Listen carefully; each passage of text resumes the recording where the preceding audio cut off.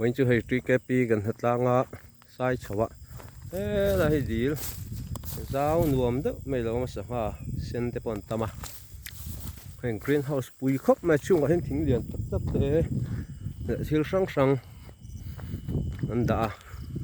hay hi Mizoram ang hoa bạc po greenhouse liền bây giờ gì ngay te pon này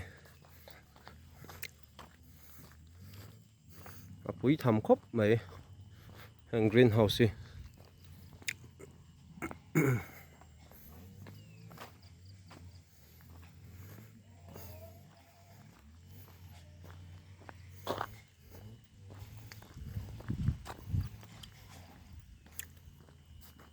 này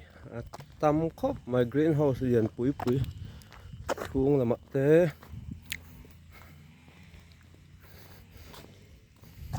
thấy gì mình thì hiện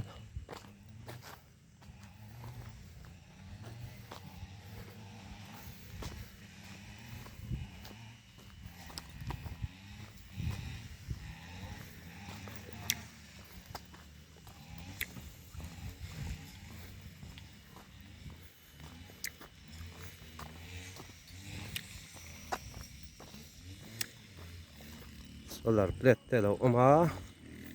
ei kan kalna kar nia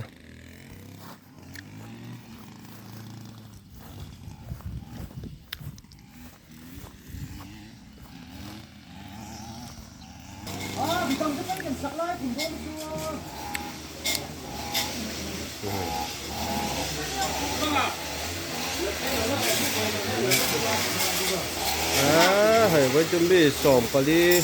lái kan thật lang ani